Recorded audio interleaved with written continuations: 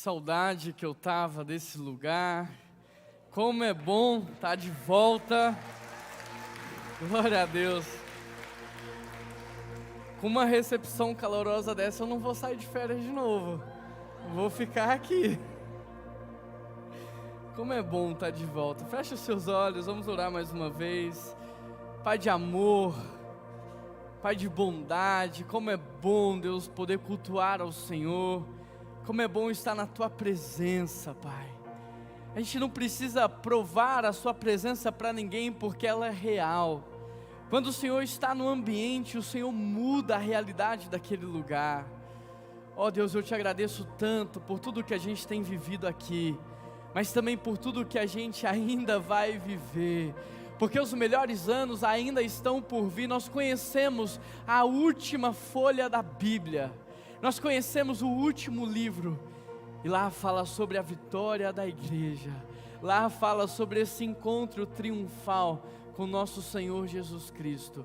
Abra os nossos olhos nessa manhã e quebrante o nosso coração, para que juntos possamos entender aquilo que o Senhor tem preparado para nós. Essa é a oração que nós fazemos em nome de Jesus, amém. Confesso para vocês que meu coração está batendo forte. Se tiver, tem médico de plantão aí hoje? Tem, né? Então tá bom, fica de olho em mim, porque a emoção de estar de volta, estar em casa, é muito grande. Como é gostoso ver o rostinho de cada um de vocês. Que igreja bonita, gente, que povo lindo. Olha só, a palavra diz que o coração alegre formoseia o rosto, e isso é verdade. Glória a Deus pela sua vida, amém? Abra sua Bíblia comigo em Números capítulo 13, Números capítulo 13, verso 1. Quem achou diz achei, quem não achou diz espera aí. Tá bom, vou esperar, mas só um pouquinho. Vou esperar um pouquinho, porque Números é um pouco mais difícil, né? Não é Salmos, não é Mateus, não é Marcos. Achei ou peraí? Lucas 13, verso 1, também está projetado aqui atrás. E o Senhor disse a Moisés: envia alguns homens em missão de reconhecimento à terra de Canaã, terra que dou aos israelitas.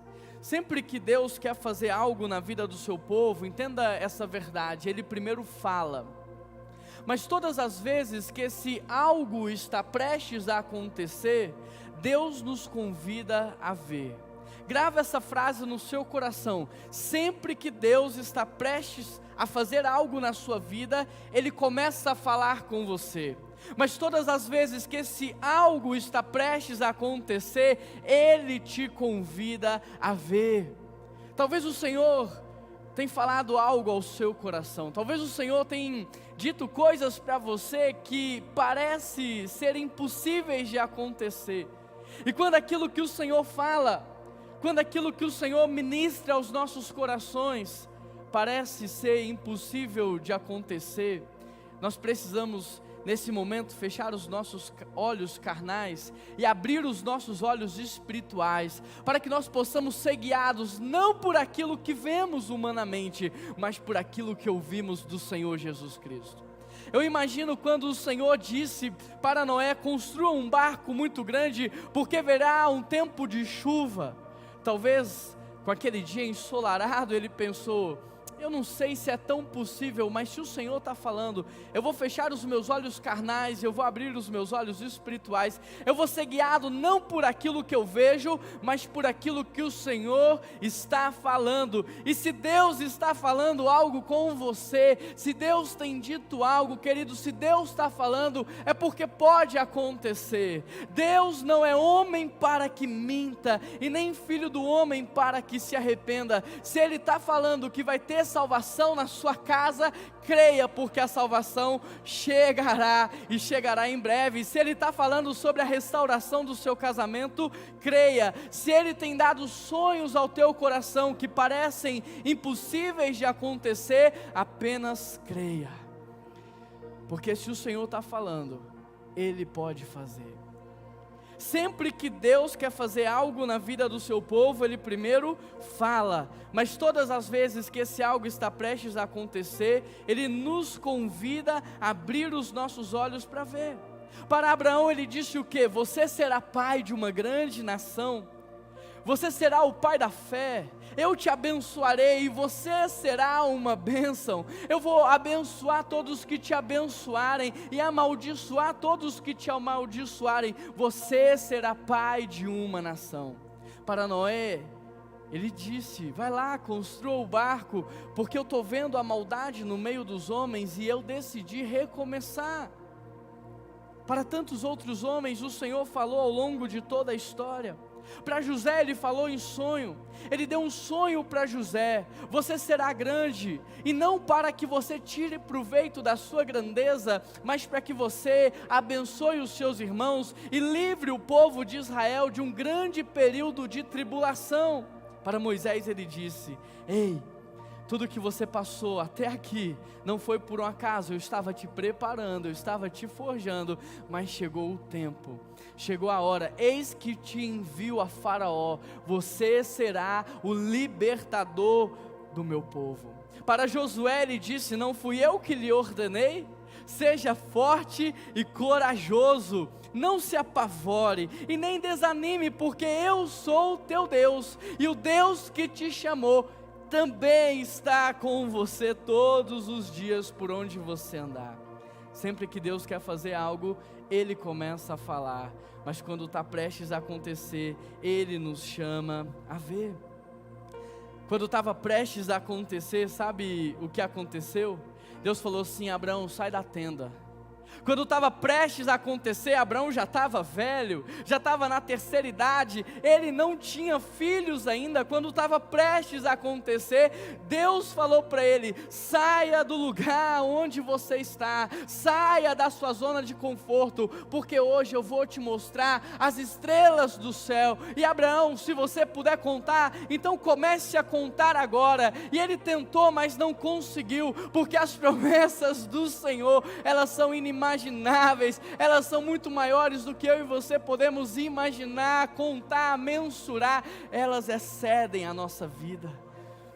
Quando estava prestes a acontecer, Deus falou para Noé, entra na arca, mas o sol está aí, o céu está azulzinho, não tem nem nuvem, entra na arca. É muito interessante porque quando chegou o tempo, Deus pegou José lá na cadeia, lá na prisão, vivendo algo injusto, e Deus falou assim, chegou a hora de governar, mas não é para você tirar proveito, não é para você tirar vantagem, é para você salvar os israelitas num tempo de fome. Tanto é que quando os seus irmãos chegam para ele, com medo de serem julgados e condenados por aquilo que eles fizeram com José, o que é que José diz? Não foi vós que me enviou aqui, mas foi o Deus que me enviou diante de vós para preservar a vossa vida em um tempo de grande tribulação. Quando chegou o tempo, Deus falou com Moisés, Moisés, olha para mim. Deus chamou a atenção de Moisés. Era normal a sarça queimar, era uma região quente. A questão é que a sarça não parava de queimar. A constância do fogo chamou a atenção de Moisés. Então ele se aproxima e Deus fala com ele, chegou a hora. Mas quando chegou o tempo também de Moisés entrar com o povo na terra prometida, pensa, quantas décadas, quanto tempo, perambulando pelo deserto. Mas quando chegou a hora, ele falou assim, Moisés, escolha aí os líderes, e manda eles irem avistar a terra que eu vou dar para eles. Esse é o texto que eu e você lemos nessa manhã. E por que eu estou dizendo isso? Porque Deus já disse o que Ele fará em nós. Ele já falou, mas agora chegou a hora de você começar a ver. E a pergunta que eu te faço é, você tem fé para ver aquilo que Deus vai fazer? Não é o natural, é o sobrenatural. Lá no Gênesis, por causa do pecado, a serpente falou assim, coma do fruto e os teus olhos abrirão. Mas Adão e Eva não eram cegos para que eles pudessem enxergar a partir daquele momento. Eles não entenderam o que a serpente estava falando, porque ela não estava falando de uma visão natural, ela estava falando de uma visão espiritual. Ou seja, a comer do fruto, sabe o que aconteceu? Os olhos espirituais de Adão e Eva foram fechados, e a partir daquele momento eles passaram a enxergar a vida de maneira humana, a partir da ótica do pecado. Por isso eles olharam para Deus e tiveram medo, olharam para o outro e sentiram culpa, sentiram vergonha, porque agora eles não olhavam mais pelo âmbito da espiritualidade, mas a partir da ótica do pecado. E quando nós olhamos pela ótica do pecado, nós sentimos medo. Quando nós olhamos para a vida pela perspectiva da carne, nós nos sentimos inseguros, nós nos sentimos desprotegidos. E talvez seja assim que você está nesse início de 2023. Afinal, em 2020 passamos por uma crise pandêmica global. De lá para cá, as coisas, humanamente falando, não estão melhorando. Nós passamos por uma crise econômica, nós estamos imersos no meio de uma crise política. E aí você olha para o seu futuro e você fala assim: eu não vou investir meu dinheiro nesse negócio, porque vai falir, vai quebrar.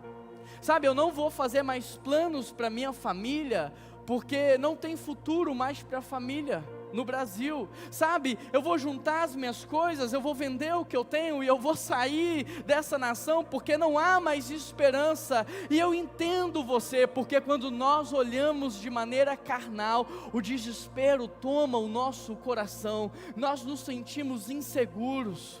Mas essa manhã o Pai está dizendo para você: você não tem mais o domínio do pecado sobre a sua vida.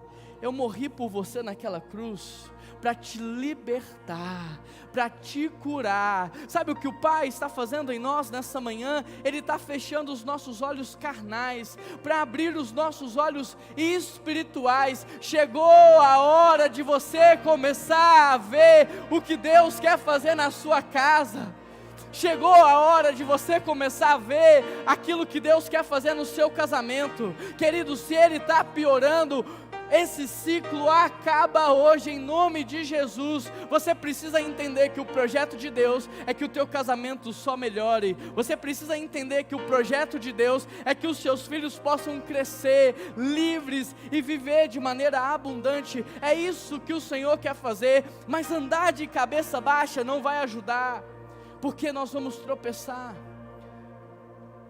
Olhos embaçados pela dor não conseguem enxergar. Algumas pessoas chegaram para mim e falaram assim: pastor, o senhor fica legal de óculos, mas eu não uso óculos de agora, já tem uns 3 anos que eu estou usando óculos, só que a idade vai chegando. Eu comecei a usar só para ler um texto, olhar a tela, a idade vai chegando e a gente tem que usar mais, né? E é interessante porque eu estava pensando hoje cedo, o meu óculos é para enxergar de longe, não é para enxergar de perto. Sem ele, de longe, eu estou vendo agora meio que tudo embaçado. Mas quando eu coloco os óculos, eu vejo nitidez naquilo que está longe. Eu quero convidar você a pedir o Espírito Santo que mude a sua maneira de olhar, para que você consiga enxergar o que Ele quer fazer. Chegou a hora de começar a ver. Mas quantos têm fé para enxergar não o natural, mas o sobrenatural? Porque o mundo espiritual governa a matéria. E disse Deus: haja, e tudo passou a existir.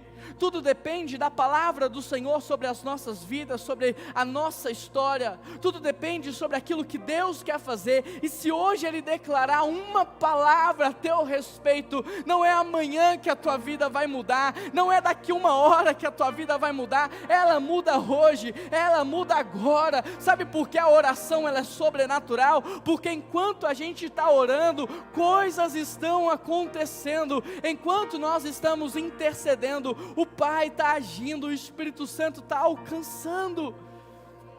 Chegou a hora de começar a ver. A palavra de Deus diz em 2 Coríntios 5:7, porque vivemos pela fé e não pelo que vemos. Hebreus 11, verso 1 diz: ora, a fé é a certeza daquilo que esperamos, A fé é a certeza daquilo que esperamos. E sabe o que eu espero? Eu espero um dia encontrar os meus filhos no céu. Eu espero um dia encontrar os meus pais no céu. Eu espero um dia estar lá com a nossa igreja, a PIBBH, cantando, louvando e adorando o nosso Deus. Eu espero que você esteja lá com a sua família inteira. Eu espero que você esteja lá. A fé é a certeza daquilo que nós não vemos. A fé é a convicção. A fé mostra a realidade de tudo que nós esperamos. Hebreus 11:32 diz assim: quanto mais preciso dizer? Levaria muito tempo para falar sobre Gideão, Baraque, Sansão, Jefité, Davi, Samuel. Interessante porque talvez você fale assim: Baraque? Quem é Baraque?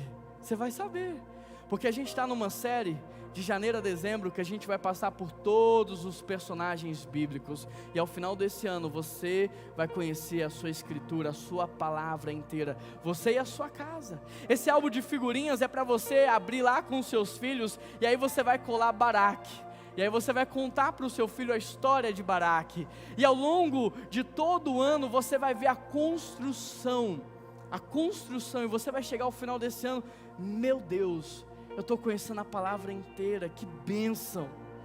Quanto mais preciso dizer sobre a fé de Gideão, Baraque, Sansão, Jefité, Davi, Samuel.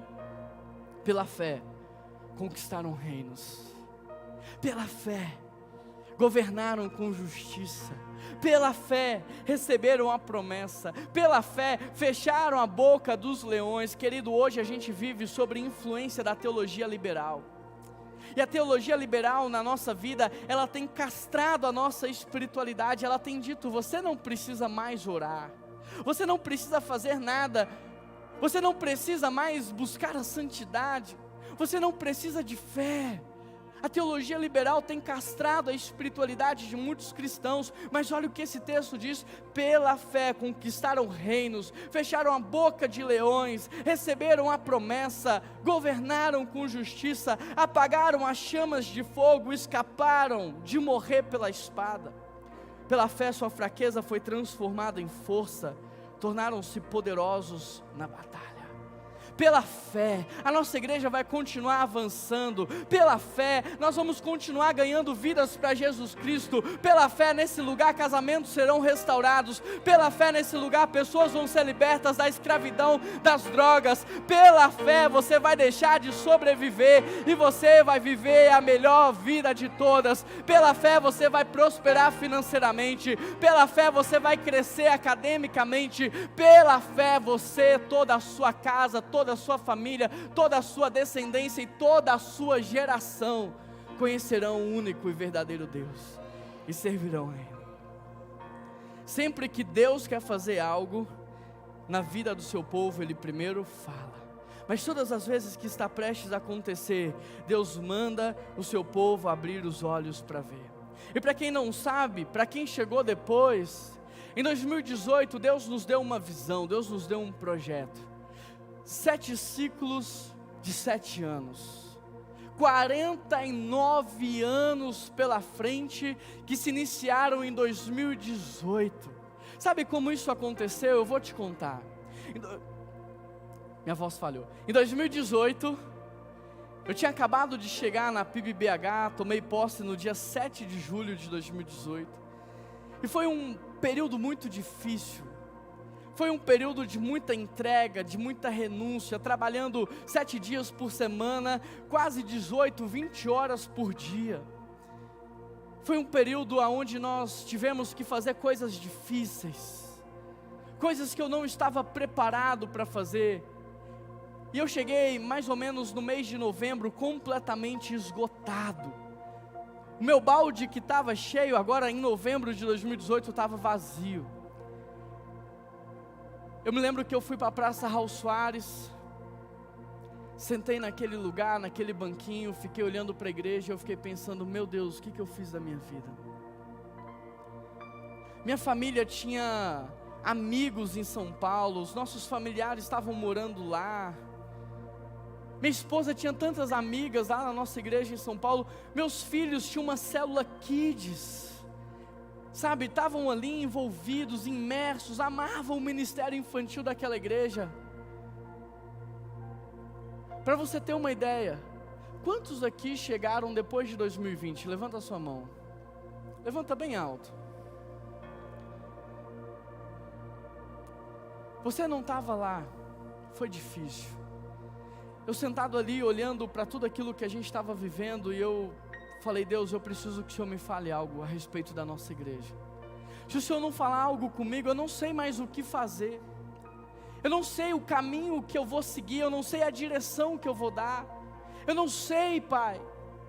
E aí eu fui para casa e falei: Keila, eu estou precisando ouvir a Deus, eu estou precisando de uma direção de Deus para a nossa igreja. Ela falou assim: Juan, vai para um retiro silencioso.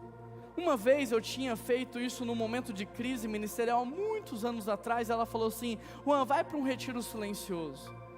Eu peguei uma pousadinha no interior de Minas, um lugar que não tinha nada, era só uma pousadinha, e deixei meu celular, deixei computador, levei a minha Bíblia e o meu violão e um caderno.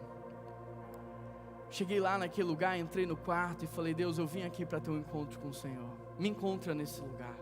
Assim como o Senhor encontrou Elias dentro de uma caverna, assim como o Senhor encontrou Moisés, assim como o Senhor encontrou Davi pastoreando as suas ovelhas lá no campo, me encontra nesse lugar. Eu preciso que o Senhor me mostre por que eu voltei para Belo Horizonte, qual é o sonho que o Senhor tem para a nossa igreja. E ali eu fiquei 3 dias buscando a Deus em jejum e oração, dizendo: Pai, eu não posso sair daqui sem uma direção.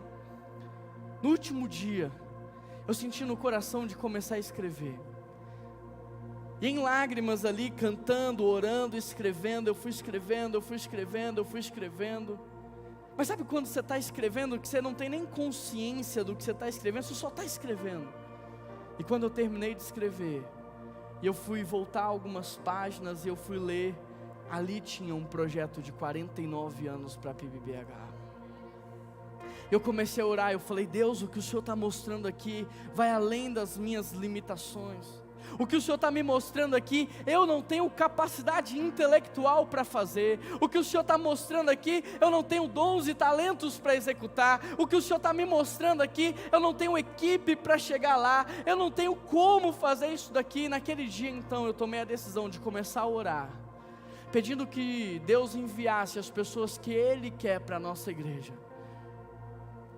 Ele tem um plano, uma missão, um projeto, uma direção. E eu falei: Deus, o Senhor sabe os dons, os talentos, as pessoas, os recursos que nós precisaremos para chegar lá. Então comece a mandar essas pessoas para fazer parte de algo maior do que a vida delas. Comece a mandar essas pessoas para que elas entendam o que foi que fez com que o Senhor desse palavras de ordem para que elas viessem à existência, para que elas não vivam mais de qualquer maneira, não sobrevivam mais, não desperdicem mais os seus dons, os seus talentos, ou tudo que o Senhor deu em algo que é passageiro, terreno e que um dia vai acabar. Mas mande as pessoas para viver por algo que é eterno. E sabe o que é mais lindo nessa história toda? É que você está aqui nessa manhã. É que Deus te trouxe aqui. É que o Espírito Santo de alguma forma te envolveu e falou: filho, volta para casa. Filho, eu tenho algo para fazer na tua vida. Filho, eu tenho um sonho para você. Para de desperdiçar a sua vida. Eu quero que você se envolva em algo maior. E Deus nos deu esse projeto. 7 ciclos de 7 anos. Quando eu conto isso para os meus amigos pastores, eles falam assim: Juan, não é possível. Você vai ficar 49 anos na PIBBH? Você vai dar a sua vida inteira por aquela igreja? Eu já dei em 2018, quando eu assumi o compromisso de estar aqui. Eu tenho orado sobre isso para Deus. Eu não quero morrer em outro lugar. Eu não sei quantos anos você tem, mas talvez você vai fazer parte do meu velório aqui na PIBBH. Talvez as pessoas que vão estão no Kids, não estão aqui, né? Mas eu quero me doar por completo para ver aquilo que Deus vai fazer nesses 49 anos. E nós estamos aqui no primeiro ciclo. Começa no enraizar, depois vai para o florescer. Nós estamos aqui no primeiro ciclo, o ciclo do enraizar. Esse ciclo ele vai de 2018 até 2025. E nesse ciclo Deus, Ele deu para a gente algumas direções, alguns processos que nós deveríamos respeitar. O que Deus falou basicamente é o seguinte: Juan, não se preocupe com o crescimento da igreja. Não gaste a sua energia preocupado com o crescimento da igreja. Foca 7 anos da sua vida em enraizar, em crescer para baixo, em aprofundar, em ter estrutura. Sabe por quê? Porque se eu mandar hoje as pessoas, se eu mandar hoje aquele tanto de gente que cabe na PIB-BH, e se não tiver estrutura, vai falir, vai quebrar. A estrutura não vai suportar. Então invista em crescer para baixo antes de crescer para cima.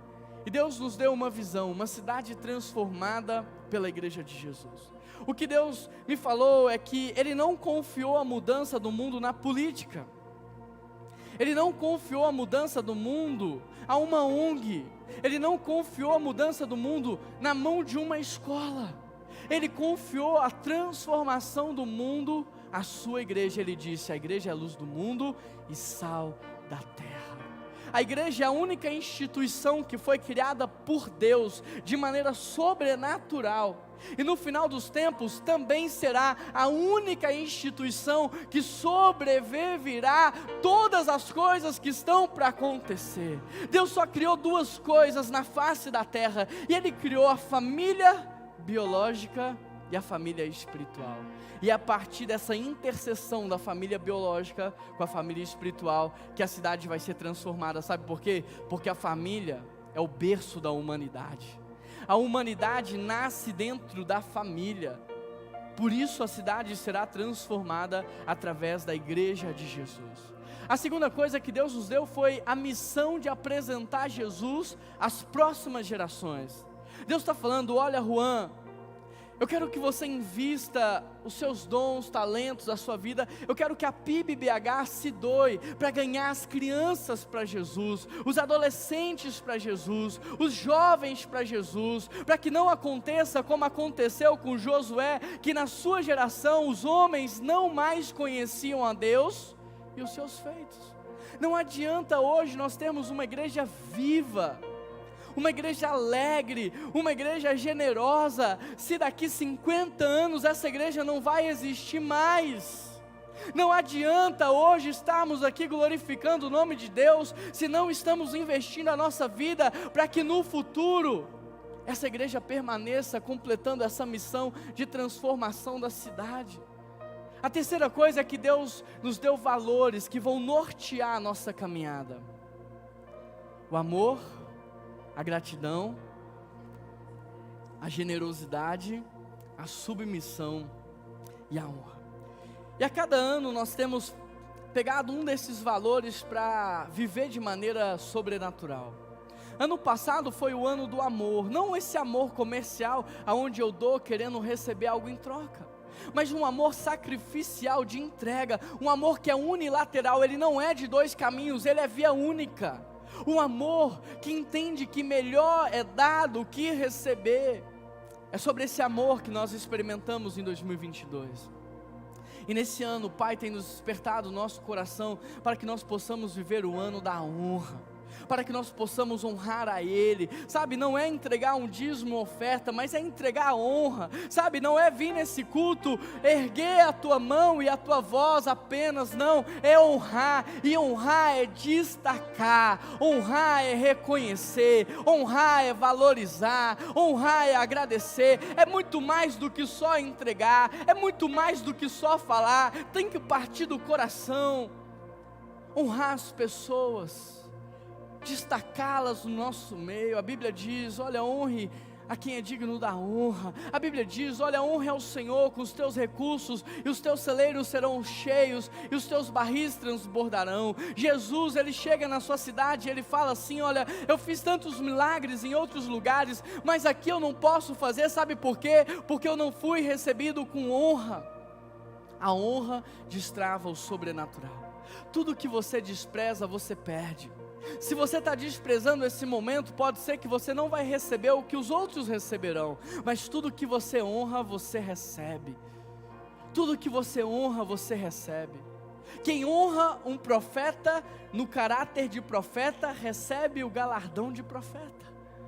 Tudo que você honra, você recebe, mas tudo que você despreza, você perde. Deus nos deu também um padrão de qualidade, para que em qualquer ministério da nossa igreja, para que em qualquer ambiente da nossa igreja, essa cultura possa ser estabelecida. E o nosso padrão de qualidade, ele começa com segurança. Nós não fazemos nada que vá colocar as pessoas em um ambiente de insegurança. Nós pensamos primeiro na segurança do lugar, das pessoas. Depois, quando nós vamos fazer uma atividade, um evento, um congresso, nós pensamos imediatamente no acolhimento. Quantas pessoas nós conseguimos acolher? Não é quantas pessoas cabem no lugar, quantas pessoas nós conseguimos acolher. Em terceiro lugar, nós pensamos na consolidação. Quantas pessoas nós conseguimos consolidar? Porque se a gente conseguir acolher 50, mas consolidar 10, reduz a capacidade. Porque evento sem propósito é vento. E nós não queremos fazer algo sem significado. Tudo que nós fazemos é para ganhar as pessoas para Jesus. E o último é a excelência. Porque a excelência honra a Deus e ela inspira as pessoas. Então nós não fazemos nada que seja medíocre, mediano. Talvez a gente não tenha dinheiro para poder fazer algo luxuoso, mas talvez nem precise de algo luxuoso, só precisa ser excelente, só precisa ser algo que a gente se dedicou para fazer. E por último, Deus também nos deu uma cultura, que é o nosso DNA, que é a cultura de uma igreja família. Por isso, todos os cultos, o que é que você escuta no final? Nós não somos um shopping para você frequentar, nós não somos uma loja para você consumir, nós somos uma família para você pertencer. É por isso que eu não te peço que me chame de pastor, é por isso que eu falo para você, pode me chamar de Juan, porque dentro de uma família não tem um mestre, o doutor, não, tem o pai, tem a mãe, tem o filho, tem um irmão. E se nós somos uma família, o título gera distanciamento, mas o nome conecta e traz aproximação. Essa cultura de uma igreja família norteia tudo que nós fazemos. Por isso nós queremos ser grandes para influenciar e transformar a cidade, mas nós queremos ser pequenos para acolher, abraçar e estar com todas as pessoas que vão chegar. Eu tenho orado todos os dias para que o Espírito Santo nos faça uma família, porque é espiritual, que Ele nos cele, que Ele nos una, que Ele nos dê unidade, que Ele nos ensine a manter essa unidade, para que mesmo diante de um crescimento exponencial, nós permanecemos nessa cultura de uma igreja que se importa uns com os outros, que sabe o nome, que abraça. Esse é o nosso sonho. Dentro desse ciclo enraizado, Deus nos deu também algumas tarefas, algumas coisas que nós precisávamos fazer. Por exemplo, Deus falou, olha, antes da igreja crescer, estrutura ela. Você precisa de um centro de formação ministerial. Você precisa capacitar os santos para que eles sejam usados pelo Senhor na sua casa, no seu trabalho, na sua escola e onde quer que eles estiverem. E aí nós começamos então, em 2019, o PIB College. Nós começamos com a modalidade do básico, onde a gente trabalha chamado, vocação, missão, propósito de vida. Nós falamos para você, você não está aqui por um acaso. Antes de você existir, o Pai deu palavras de ordem, havia um sonho no coração dele. Por mais que por teu pai e a tua mãe você tenha sido um acidente, para Deus você não foi. E nesse módulo nós oramos ao Senhor, dizendo, Pai, o que é que estava no teu coração quando o Senhor pensou na minha vida? Revela-nos a nós. E é interessante porque nesse módulo nós aprendemos que Deus não tem carreira solo para ninguém. Nós aprendemos que Deus trabalha com famílias. Deus não tem um propósito para a sua vida, Deus tem um propósito para a sua família, para a família espiritual. E aí você que não sabe qual é o seu propósito, quando você entra dentro da igreja, você entende que o Pai está em missão. Na teologia nós chamamos de Missio Dei. A missão não é nossa, a missão é do Pai, e nós como filhos participamos da missão que é dele. Eu e você num corpo, nós temos funções diferentes, mas o propósito, o chamado, a missão é uma só. E aí quando você chega numa comunidade de fé chamada Família de Deus, algo sobrenatural acontece, a sua identidade é estabelecida. Sabe, você entende por que você está aqui. Hoje, pela graça e misericórdia de Deus, nós já conseguimos inaugurar um novo módulo, que é o PIB College. Qual? Vocês sabem já? Intermediário. Agora que a pessoa já sabe quem ela é e o que ela tem que fazer, o PIB College Intermediário capacita de maneira mais específica, traz mais técnica. Então nós ensinamos algo extremamente inovador, o aconselhamento bíblico método Cebola. Só tem aqui na PIBBH, não tem em nenhum outro lugar. O que é o método Cebola? Vou resumir rapidinho para você. Às vezes a pessoa chega na minha sala e ela fala assim: pastor, meu casamento acabou, estou saindo de casa. Eu falo: não, calma, peraí. Antes de você falar sobre o seu casamento, me fala como é que você está, me fala sobre a sua vida. E a pessoa começa a falar, ela fala uns 3, 4 minutos, eu já fiz essa média, e ela fica esperando eu falar alguma coisa. Aí eu não falo nada, porque o silêncio constrange. A pessoa não suporta o silêncio, e ela começa a falar de novo. Só que quando ela fala pela segunda vez, ela entra no segundo nível. Aí ela fala uns 4 minutos, eu fico em silêncio, ela começa a falar de novo, e quando ela fala de novo, ela entra no terceiro nível. O que eu estou fazendo? Eu estou descascando uma cebola. Aí lá no finalzinho, a gente descobre o problema. O problema não era o marido, o problema não é a esposa, o problema é que a pessoa está longe de Deus. E ela confundiu as coisas. Ela achou que o marido era para enchê-la. Ele achou que a esposa era para preencher o vazio que havia nela. Mas isso só Deus faz. Esses dias a gente estava de férias, eu e a Keila conversando, lendo, refletindo. E Deus nos mostrou algo impressionante. Está na Escritura, eu só não tinha conseguido perceber ainda. Ele nos mostrou que as conexões, marido e mulher, amigos, colegas, não são, ou o propósito das conexões não são preencher o vazio que há dentro de nós. O propósito das conexões não é trazer significado para as nossas vidas, não. Porque isso só Deus pode fazer, só Deus é capaz de fazer. O propósito da conexão entre marido e mulher, entre amigos, entre colegas de trabalho, é potencializar propósitos. Adão foi criado pronto, cheio da presença de Deus. Eva foi criada pronta, cheia da presença de Deus. Mas havia uma missão que só quando os dois estivessem juntos eles seriam capazes de realizar: crescer e multiplicar. Tem coisas que a gente só vai conseguir fazer por causa dessa conexão aqui. Tem lugares que a gente só vai chegar porque Deus te colocou lá. Tem coisas que a gente só vai conseguir fazer porque você sabe fazer, eu não sei fazer. O propósito da conexão não é preencher o vazio que há dentro de mim, porque isso só Deus é capaz de fazer. O propósito da conexão é potencializar, é acelerar aquilo que o Pai já começou a fazer nesse lugar. No PIB College Intermediário, a gente fala sobre liderar células e tantas outras coisas ali para te fomentar, capacitar, para que você seja um agente do reino de Deus aonde você está. Em nome de Jesus, esse ano, amém, né? Amém, assim seja. Eu falo isso porque o Augusto é responsável por toda essa área de crescimento espiritual na nossa igreja. Então, se Deus quiser, esse ano a gente vai inaugurar o módulo avançado. O que é o módulo avançado? É a teologia bíblica. Então, nós invertemos.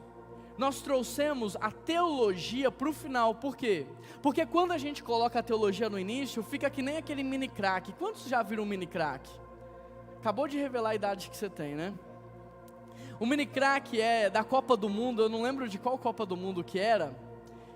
94, olha aí, 94 tinha um mini crack. E o que era o mini crack? Era um jogador de futebol que tinha a cabeça desse tamanho e o corpinho pequenininho assim, lembra disso?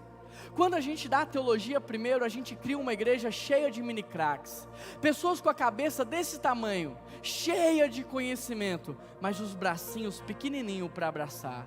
as mãos pequenininhas para ajudar. E não é isso que nós entendemos como igreja. Então primeiro nós mostramos para você quem você é, o que você veio fazer, o que Deus quer fazer através da sua vida, e nós vamos te capacitando. E aí quando você já está servindo a Deus, vem a teologia para poder potencializar você a chegar no próximo nível. Deus falou: Juan, começa a escola da família, porque se família é o berço da sociedade, nós precisamos fortalecer as famílias. Hoje nós já podemos oferecer aqui na igreja casados para sempre, o crawl, noivos, paz para toda a vida, e tem tantos outros cursos que a gente vai começar. Entende? Não fica de fora do que Deus está fazendo. Quando você vai tirar carteira, quanto tempo você estuda para tirar carteira? Augusto está tirando agora esse ano, está fazendo o teórico agora, né? Quanto tempo o teórico? 45 aulas só o teórico. E o prático? Na minha época era 10 aulas. Hoje é 20 aulas, para você tirar carteira. Aí você fala para o Estado assim: eu quero ser médico. Aí o Estado fala assim: tudo bem, você vai estudar uns 4 anos aí de cursinho, você vai lá, aí você vai passar no vestibular, você vai fazer mais uns 5 anos de medicina, depois você vai fazer outra prova, você vai fazer mais 2 anos de residência, aí depois de, 20 anos estudando, eu vou te dar lá o seu CRM de médico. Mas a gente fala assim para o Estado: Estado, eu quero casar. Ele fala assim: assina aqui, você está casado. É por isso que tem tanto divórcio. A gente estuda para tudo, mas o casamento, que exige tanto conhecimento bíblico, que exige entender a proposta, o propósito do casamento, a gente não estuda. E porque a gente não entende o casamento, a gente sofre no casamento. O casamento que era para ser o céu na terra, que era para ser sobrenatural, às vezes não é, por falta de conhecimento. A Bíblia diz: sem conhecimento o povo perece. Então, começa a escola de famílias. Quanta miséria no meio dos cristãos, mas não porque não tem dinheiro. Nosso Deus é dono do ouro e da prata, mas porque os cristãos são péssimos administradores. Dinheiro é espiritual. Existe na Bíblia muita instrução sobre o dinheiro, mas porque a gente não sabe, a gente administra mal e a gente perde o que Deus nos deu. A gente gasta a semente errado. Tem o curso Crawl, que é gestão financeira para famílias. Escola de formação profissional, fotografia, edição de vídeo, já começamos, designer, nós já contratamos hoje pessoas que estão sendo formadas por nós. Só na nossa agência de publicidade, na nossa comunicação, hoje são 7 pessoas contratadas, pessoas que já aprenderam aqui na igreja. Nós temos adolescentes recebendo bolsa de estudo para poder estar servindo. Percebe a oportunidade? Formação de pastores. Hoje nós já temos pastores formados pela própria igreja.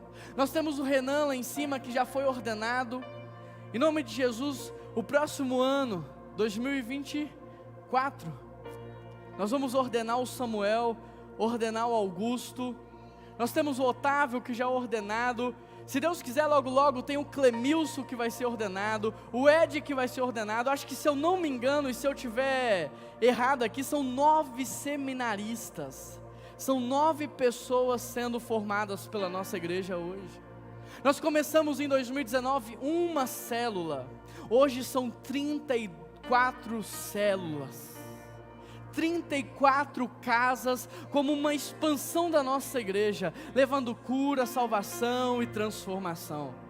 E hoje eu sou co-líder de uma célula, a célula da Taimara e do Ronaldo, que é uma bênção de Deus na nossa vida. Fica lá no bairro Santa Lúcia. Quem morar naquela região, procura eles depois no final do culto. Mas a gente tem célula praticamente hoje em todas as regiões de Belo Horizonte. Temos agora, acho que já tem 2 ou 3 em Contagem, não é?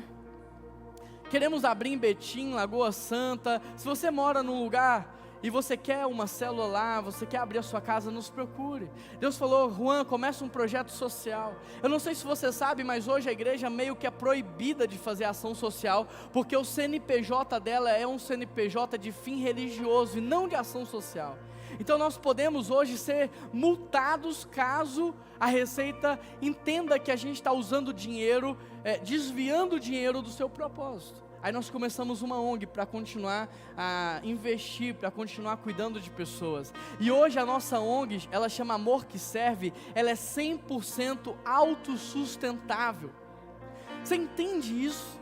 Nós não precisamos de dinheiro do governo, da prefeitura. Eu não preciso pedir dinheiro para ninguém, porque hoje a nossa ONG se autossustenta. Como? Através de microempresas que geram empreendedorismo, que devolve o protagonismo da vida para as pessoas. E essas empresas geram recurso, e o recurso sustenta o nosso projeto social. Debaixo da ONG nós temos uma agência de publicidade. Se você precisa desse serviço, está aqui dentro da igreja. É gente boa, é gente cristã. Você conhece a qualidade, o padrão de tudo que nós fazemos. Nós temos uma escola de inglês especializada em cristãos. Em 3 anos, essa escola quer te deixar fluente em inglês. O dono é cristão, todo o processo é cristão, o professor é cristão, tudo para acelerar o seu crescimento. Para quê? Para que você possa se desenvolver mais. Nós temos a Catedral Produções, que produz ecobag, que produz necessaire, que produz um monte de coisas, que está devolvendo a dignidade para as mulheres, que está gerando recurso. Sabe, 80% do nosso projeto social, ele é voltado para devolver para as pessoas o protagonismo da vida. Para mostrar para as pessoas, você pode mais, você pode ir além. Deus tem sonhos e projetos para a sua vida, e 20% é focado na assistência. Não fica de fora, faça parte. Ambientes irresistíveis, porque se nós queremos ganhar a nova geração para Jesus, precisamos pensar nos ambientes. As escolas são maravilhosas, o cinema é maravilhoso, o shopping é maravilhoso. Aí a criança vem na igreja, é tudo velho, quebrado. Que criança que vai ter prazer de ficar num lugar desse? Elas não vão querer. É por isso que muitas vezes quando você deixa o filho lá no ministério infantil, ele chora, que ele olha aquele lugar e fica desesperado. Eu não quero ficar aqui, esse lugar é feio, que lugar ruim.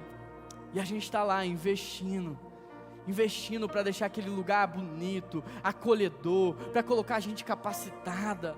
Nós temos um auditório só para crianças e um auditório só para adolescentes. Enquanto esse culto está acontecendo, são 3 cultos simultâneos: culto das crianças, culto dos adolescentes e culto dos adultos. Para cada faixa etária tem um pastor em tempo integral, para aconselhar, para acompanhar, para estar perto, para ouvir, para discipular.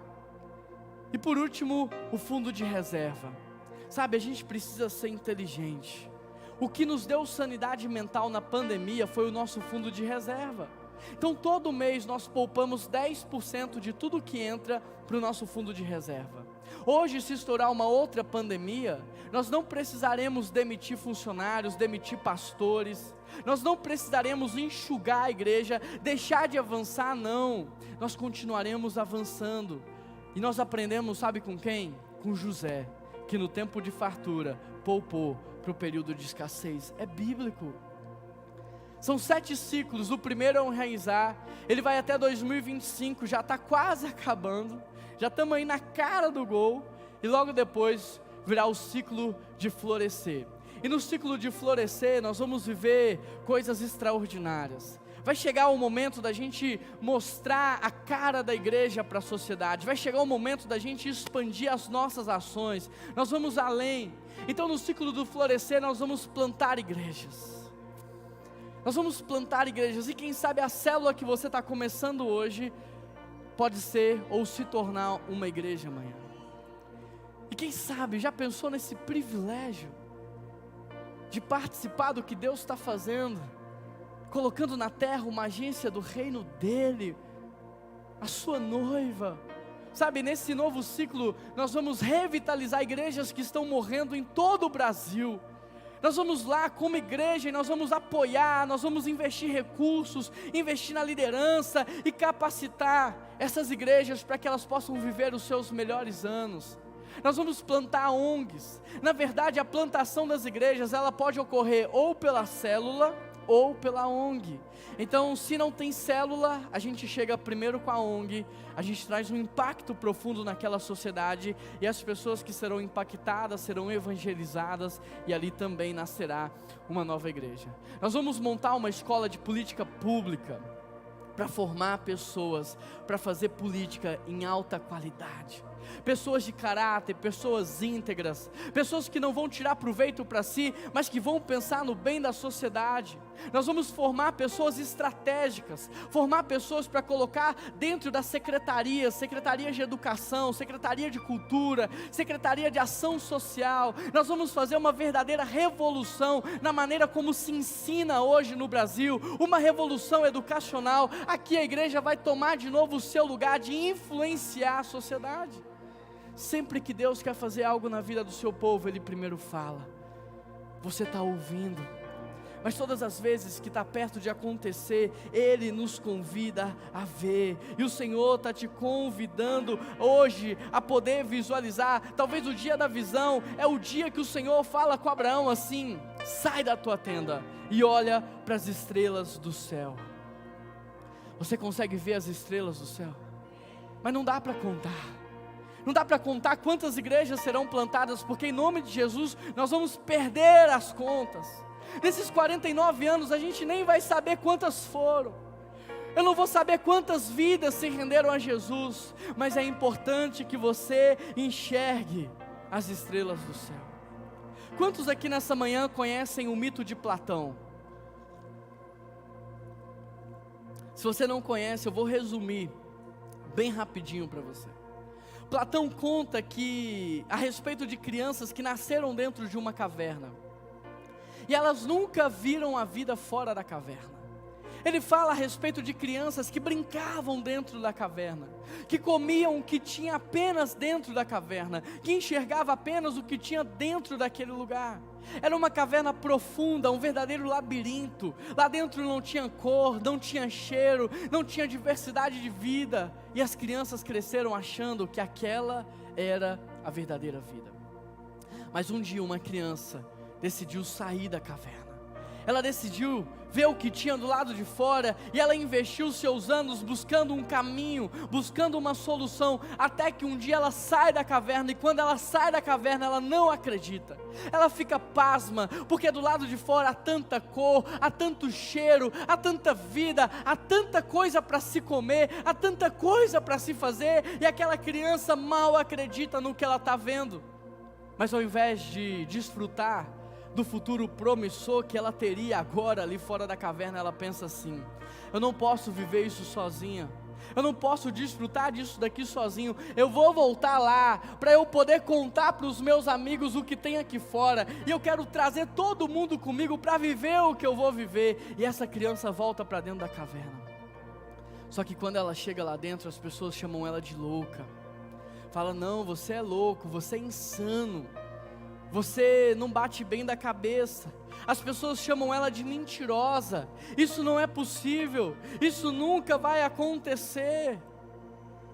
E é interessante porque isso acontece o tempo todo na vida da gente. Hoje eu estou te contando a respeito do nosso futuro.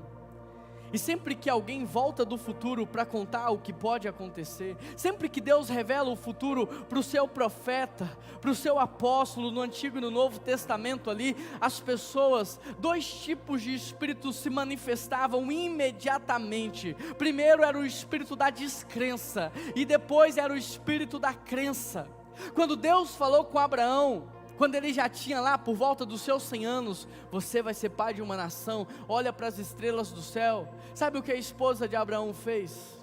Você se lembra? Ela riu de Deus, porque ela pensou que era impossível, ela pensou que isso não ia acontecer. É interessante essa cena, porque Deus vem para Abraão e fala assim: por que Sara está rindo? Por um acaso ela não sabe quem eu sou? Por que você está rindo? Por que você está duvidando? Por um acaso você não sabe quem Deus é?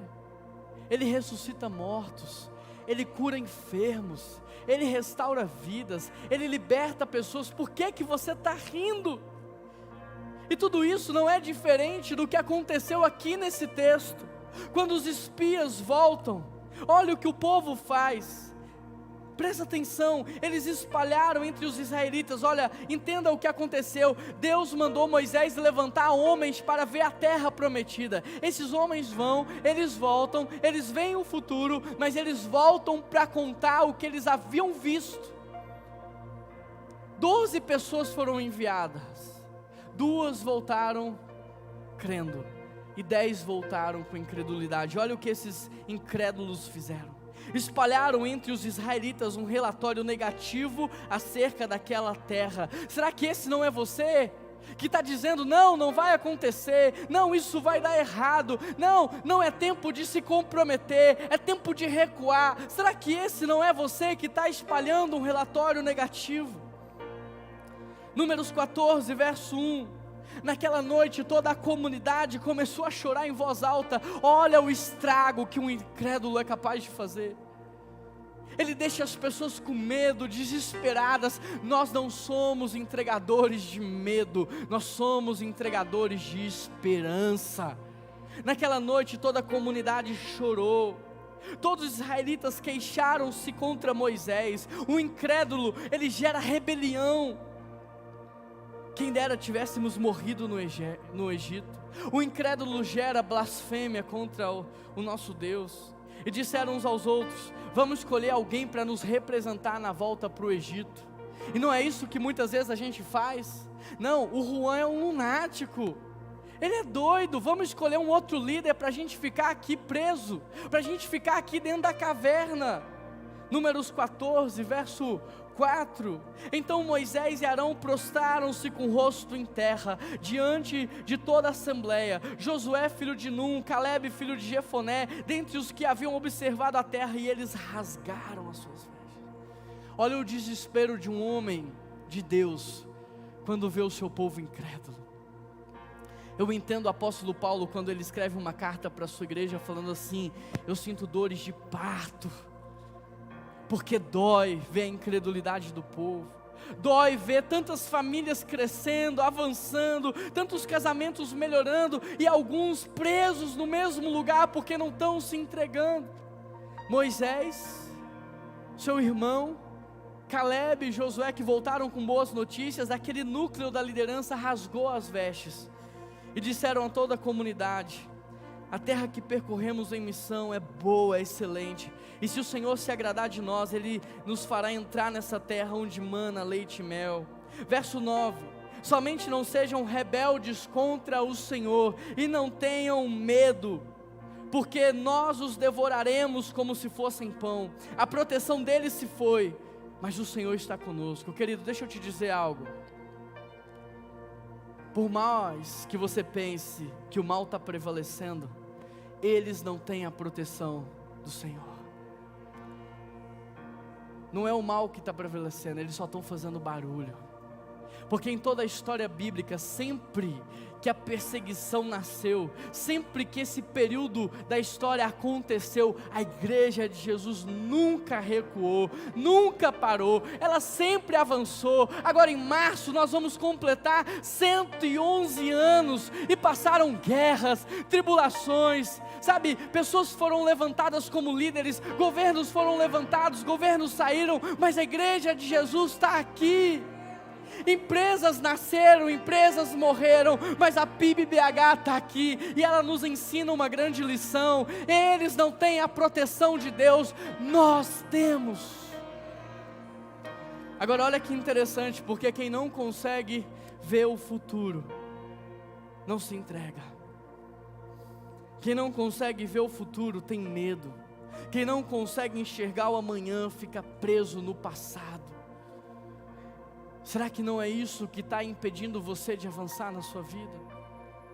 Talvez a sua falta de visão em relação ao que Deus quer fazer ao seu casamento impede você de investir no seu casamento.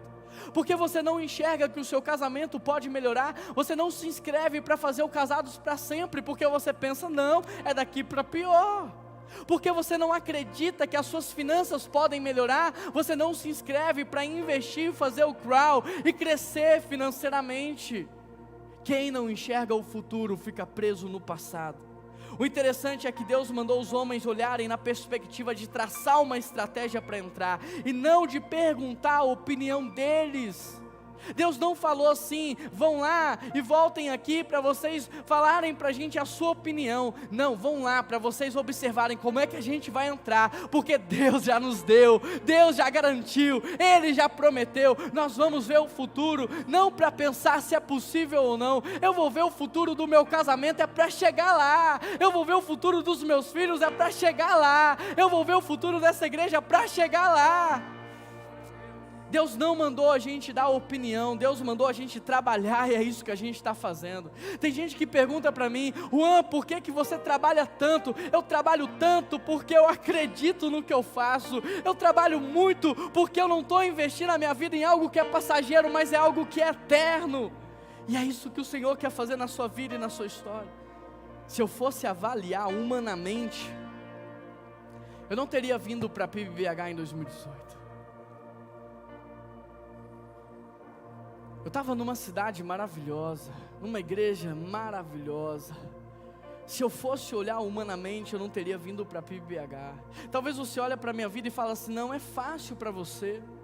Querido, quando eu vim para a PIBBH não tinha nem dinheiro para pagar o meu salário, não tinha recursos. A minha igreja de São Paulo completou e manteve o meu salário aqui sem nenhuma ligação por muito tempo, para que eu tivesse condições, e não só eu, como a minha esposa, que era diretora de escola lá em Vinhedo, de poder dedicar completamente a algo que o Senhor nos deu. Não é fácil, é pela fé. E sabe o que é mais lindo? É que eu pensei que eu estava sendo generoso com Deus ao me doar por completo, mas ninguém é mais generoso do que Deus. Toda vez que você tentar competir com Deus em generosidade, Ele vai ganhar de você, e glória a Deus por isso. Ninguém é mais generoso do que Ele. Mas se eu fosse olhar humanamente, eu não teria vindo. Se eu fosse olhar por aquilo que os meus olhos estavam vendo, eu não teria formado uma equipe ministerial. É ou não é, Jucinho? A gente não tinha recurso. Como é que a gente vai formar uma equipe? Como é que nós vamos contratar outras pessoas? Mas foi a fé da igreja e a fé daqueles que chegaram que possibilitou hoje nós temos um grupo. Eu nem sei, eu estou 3 semanas de férias, já perdi as contas. São 17 pessoas contratadas. Nós temos uma equipe de 17 pessoas contratadas, trabalhando em tempo integral para o reino de Deus avançar. Sabe, a gente coloca um passo, a gente coloca o pé e Deus coloca o chão. Ele falou assim para Moisés: entra e o mar vai se abrir. Mas o mar só se abriu depois que ele entrou. Jesus falou para Pedro: saia do barco e caminhe sobre o mar. Mas Pedro precisou sair. Nós temos que fechar os nossos olhos carnais. Para de se mover pelas suas crenças limitantes do passado. Para de ficar preso, sabe? Davi, presta atenção nisso. Davi, quando ele matou o urso e o leão, e ele viu o gigante Golias, ele olhou para trás e falou: eu fui vitorioso no passado, eu posso avançar. Mas quando ele cai com Betseba e ele não corrige o seu erro, os seus filhos estão sofrendo, e ele olha para o passado, e porque ele foi alguém que teve uma grande derrota, ele ficou preso e não fez nada. Talvez o teu passado te impede de viver o futuro. Talvez as suas crenças limitantes estão te impedindo de dar um passo na sua vida. Se eu fosse avaliar humanamente falando, nós não estaríamos aqui.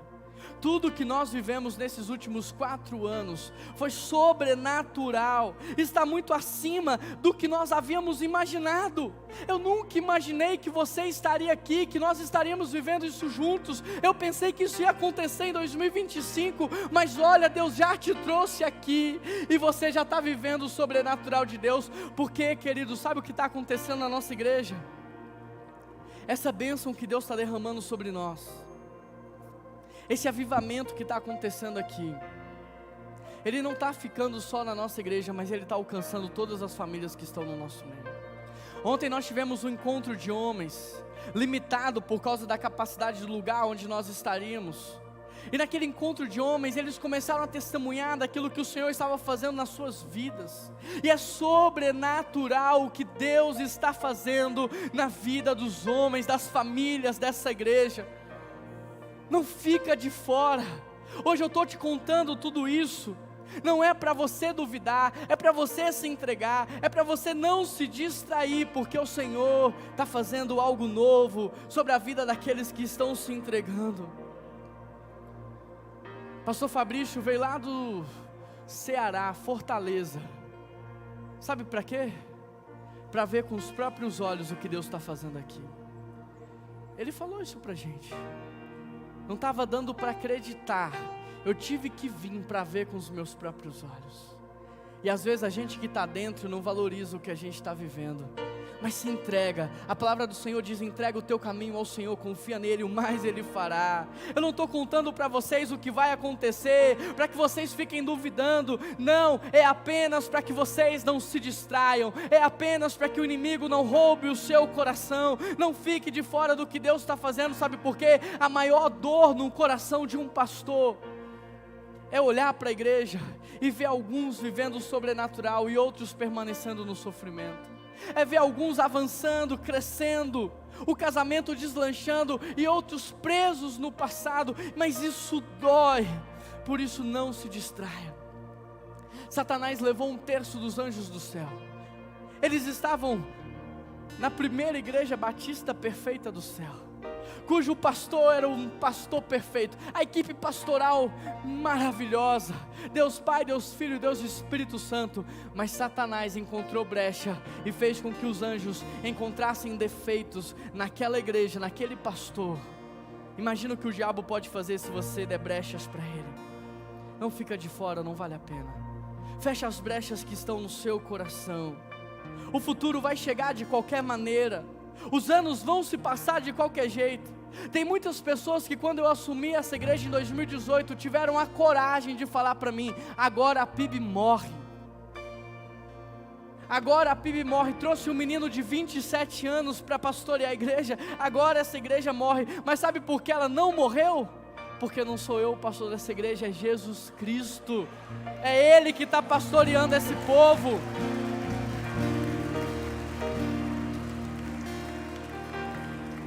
Tem muitas pessoas que não acreditaram na revitalização dessa igreja, mas o futuro chegou. O que era no passado, o futuro impossível, chegou, está acontecendo. O futuro vai chegar na sua vida de qualquer maneira, os anos vão se passar, mas a questão é como que você vai estar lá. Eu não vou estudar inglês não, porque demora 3 anos. 3 anos vai passar de qualquer maneira. E como que você vai estar lá? Eu não vou assumir esse compromisso com Deus não, porque demora para crescer. Vai passar de qualquer maneira. E como você está lá? No futuro você pode ser alguém que vai estar fazendo parte lá na cidade, fazendo a diferença, ou você pode ser alguém que vai estar assistindo, mas tudo depende da decisão que você toma hoje. Olha o que o texto diz. Então a glória do Senhor apareceu a todos os israelitas na tenda do encontro. Querido, se você se entregar, querido, se você viver em santidade, querido, se você buscar, você verá a glória do Senhor. Preste atenção nesse detalhe: Deus não esconde o que Ele vai fazer na vida de quem crê. Quem crê não é pego de surpresa, porque o Pai revela aos seus filhos todas as coisas. Em Gênesis 1:8 Deus diz: esconderei o que eu vou fazer do meu servo Abraão? De maneira nenhuma. Ele é meu filho, ele é meu amigo, eu vou falar tudo para ele. Números 14:10, a glória do Senhor desceu naquele lugar. Deus falou muitas vezes com Moisés, com Josué, com Davi. Deus revela os seus sonhos a quem crê. Deus revela os seus sonhos a quem crê. Agora, quando Deus foi levantar Moisés como libertador do Egito, Satanás multiplicou a morte, para tirar a atenção do que Deus estava fazendo, para distrair o povo e gerar medo. Quando Deus foi mandar Jesus como libertador, Satanás multiplicou a morte, também mandou matar todos os meninos, para gerar medo no povo. Deixa eu te dizer algo, sabe tudo isso que está acontecendo? É para te distrair, é para te deixar com medo, mas a igreja de Jesus vai continuar avançando, porque a proteção do Senhor está conosco, e o Deus que disse fará acontecer, porque não depende de mim e de você, depende do nosso Deus. Tudo isso só está acontecendo para nos nos mostrar que tem algo de Deus vindo aí, tem algo de Deus vindo para sua casa, tem algo de Deus vindo para sua família, tem algo de Deus vindo aí. Olha o que o texto diz: entramos na terra. Entramos. Nós não só avistamos, nós entramos. Nós não estamos apenas enxergando, a gente entrou. Eu não sei você, mas eu não estou apenas vendo o futuro, eu já estou experimentando o futuro. Eu já estou desfrutando do futuro. Tem 4 anos que a gente está vivendo pela fé. Eu vi o futuro, mas também o futuro já virou passado. E aquilo que Deus está falando que vai acontecer pode parecer impossível, mas daqui a pouco você vai estar glorificando. Daqui a pouco você vai estar testemunhando, daqui a pouco você vai estar celebrando, porque muito do que a gente pensava ser impossível já é realidade. Eu não sei você, mas eu não só estou vendo o futuro, eu estou comprometido com Ele. Eu estou completamente entregue ao que Deus vai fazer. E por isso eu estou me dedicando mais, porque eu estou preparado para viver os melhores anos do meu casamento, os melhores anos com os meus filhos. Eu gosto muito dessa fase que eles estão, mas eu sei que a próxima vai ser melhor. Eu sei que a próxima vai ser melhor, e eu almejo pelo dia que eu verei eles entrando nessa igreja, casando, e eu almejo pelo dia em que eu estarei com eles, e os meus netos, e os filhos deles, e a gente vai estar fazendo um pequeno grupo, uma célula lá em casa, sabe? Eu almejo pelo dia em que eu e minha esposa, nós poderemos fazer coisas maiores, extraordinárias, enquanto casal. Eu almejo pelo dia que como igreja, a gente vai estar revolucionando essa cidade inteira. Eu não estou só agradecendo, eu estou celebrando. Nós estamos num prédio que tem 83 anos de idade. E hoje eu e você estamos assentados na fé de pessoas que vieram antes de nós. Eu falei isso ontem. Você já fez uma reforma na sua casa? Foi fácil ou difícil? Dá dor de cabeça, né? Agora imagina construir um prédio como esse. A gente precisou suspender esse telão na laje. 60 centímetros de espessura a laje. Imagina construir uma igreja dessa num tempo que não tinha nenhum prédio na cidade. Imagina a dedicação dos nossos irmãos carregando, porque não tinha guindaste como tem hoje. Imagina a fé deles para construir um auditório para 1000 pessoas num tempo que não tinha população em BH. Hoje nós estamos assentados na fé daqueles que vieram antes de nós. Mas eu pergunto, e hoje? O que é que a gente está fazendo? Porque aqueles que vieram antes construíram hospitais. Eu nasci no Hospital Evangélico de BH, porque um dia Deus deu a visão e alguém se entregou para que isso fosse possível. E hoje, sabe o que está acontecendo hoje? Os hospitais evangélicos foram vendidos. A faculdade cristã foi vendida, faliu, quebrou. Isabela Hendricks, metodista, a presbiteriana, a faculdade batista, todas se perderam. A PUC se perdeu completamente na sua missão. As igrejas estão falindo, estão morrendo. O que eu e você estamos fazendo? A gente está assistindo tudo isso acabar. O que eu e você estamos fazendo? Será que vai ser na nossa geração que a gente vai apagar a luz, fechar a porta? Será que vai ser a minha vida, a sua vida que vai falar: não, Deus, não tem uma geração mais que te conhece? Será que vai ser isso? Se depender de mim, não. Se depender de mim, não. Mas eu não vou conseguir fazer nada sozinho. Ninguém constrói nada grande sozinho. Eles não construíam no passado portinhas e colocavam nome de igreja. Olha o que eles fizeram. Olha o que eles fizeram. Eu fui agora em Recife, na igreja da Capunga, Igreja Batista Capunga. Você tem que ver que coisa mais linda que aquilo. Vai na PIB do Rio para você ver que coisa maravilhosa. Porque eles se entregaram por completo. Porque eles se doaram para que a próxima geração pudesse conhecer a Deus e os seus feitos.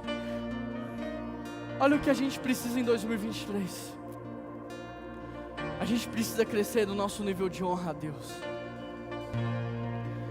Nós temos uma meta desse ano de ter 60 células. Você vai ficar mesmo assistindo pessoas abrindo a sua casa, pessoas se doando? Você vai ser mesmo só essa pessoa que desfruta? Querido, não fica de fora do que Deus está fazendo. Nós temos um alvo de fazer 90 casas de paz. A casa de paz é o método de evangelismo que Deus nos deu. Você vai mesmo ficar assistindo todo ano alguém fazer a casa de paz e você mesmo não vai fazer com ninguém? Nós sonhamos com pelo menos 60 novas vidas. Querido, isso está aqui, não como o nosso teto, isso aqui está como o nosso piso. Porque se você se entregar, eu sei que a gente pode mais. Se você ganhar uma pessoa para Jesus nesse ano, eu sei que a gente pode mais. Nós somos 600 pessoas. Se você ganhar uma pessoa para Jesus, serão 600 novas pessoas glorificando e servindo o nosso Deus. 60 batismos. Final do ano eu tive o privilégio de batizar o meu pai. Você deve ter assistido ou aqui ou na internet. Não tem nada mais gostoso do que ter o privilégio de batizar uma pessoa. E eu quero te dar o privilégio de batizar aquele que você vai levar para Jesus, para chegar onde a gente quer, para continuar investindo, para em 2026 a gente começar a plantar igrejas, enviar missionários para o mundo inteiro. A gente precisa crescer esse ano em 31% no nosso orçamento. Mas eu sei que Deus pode dar para você a capacidade de fazer parte disso. Eu sei que Deus pode dar para você dons, talentos e recursos, porque primeiro Deus fala, depois Deus mostra, e aí a gente vive. Por isso eu quero orar por algumas pessoas nessa manhã. Eu vou orar por muitas pessoas, mas eu quero começar orando por aqueles que querem ser grandes doadores no reino de Deus. Aqueles que querem ser grandes ofertantes, aqueles que querem receber recursos de Deus, não para gastar consigo, mas para investir no reino do Senhor. Mesmo que hoje você não tenha recursos, mesmo que hoje você não tenha o que entregar, eu quero orar pela fé, para que Deus possa conceder você muitos recursos, para que o reino de Deus continue avançando. Aquela leu um texto, que o pessoal estava dando dinheiro para espalhar a mentira, e Deus quer te usar para investir dinheiro, para espalhar a verdade. Tem alguém nessa manhã que quer ser doador, ofertante? Fica de pé, eu quero orar pela sua vida.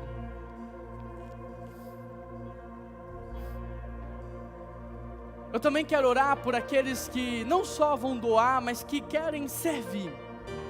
Por aqueles que querem nessa manhã receber o dom da hospitalidade, o dom do acolhimento. Aqueles que querem abrir células na sua casa, aqueles que querem receber de Deus o dom de evangelizar. Eu quero fazer a casa de paz porque eu amo evangelizar. E se você é uma dessas pessoas, fique de pé, eu também quero orar por você. Se você quer receber o dom da palavra, do evangelismo, o dom de pregar o evangelho, de ver vidas rendidas aos pés de Jesus. Mas eu também quero orar por aqueles que querem ser despertados no mundo da oração. Se você quer ser despertado a ser um intercessor, alguém que vai orar dia e noite, alguém que vai orar para fazer parte do que Deus está fazendo, eu também convido você a se colocar de pé, para que nessa manhã Deus possa conceder você o dom da intercessão. Fique de pé aonde você está. Deus, eu quero consagrar a vida desses irmãos que se posicionaram nessa manhã. A vida começa, Pai, com um posicionamento. O sobrenatural começa com um posicionamento. E essas pessoas não tiveram medo de se posicionar. Essas pessoas não tiveram vergonha de se posicionar. Essas pessoas, Pai, elas não deixaram a preguiça vencer. Elas saíram da zona de conforto. Elas saíram, Deus, de uma zona de comodismo. E elas estão dizendo, Pai, aqui em casa, no meu ambiente de trabalho, aonde quer que eu for, eu quero ser um doador. Eu quero evangelizar. Eu quero pregar a palavra. Eu quero servir ao Senhor. E Pai, não tem nada mais bonito do que a oração que essas pessoas estão fazendo. Não tem nada mais lindo do que dizer, Deus, eis-me aqui, usa-me a mim. Por isso eu peço ao Senhor, Pai, trata o coração de cada pessoa, faz de cada pessoa um bom administrador, um mordomo fiel ao Senhor. E depois que essa pessoa estiver pronta, com o coração totalmente rendido a Ti, que o Senhor possa, Deus, conceder a ela milhões de recursos, para que o Teu reino continue avançando, Pai. Ó Deus, eu peço ao Senhor que essas pessoas possam administrar milhões e milhões, para que o Teu reino avance, Pai. Eu peço ao Senhor, Pai, que nessa manhã dê o dom da evangelização, o dom de pregar a palavra, o dom da intercessão, a hospitalidade, o acolhimento, nos tira da nossa zona de conforto, para que em nome de Jesus nós possamos viver os melhores dias da nossa vida. O amanhã será melhor, o amanhã será melhor.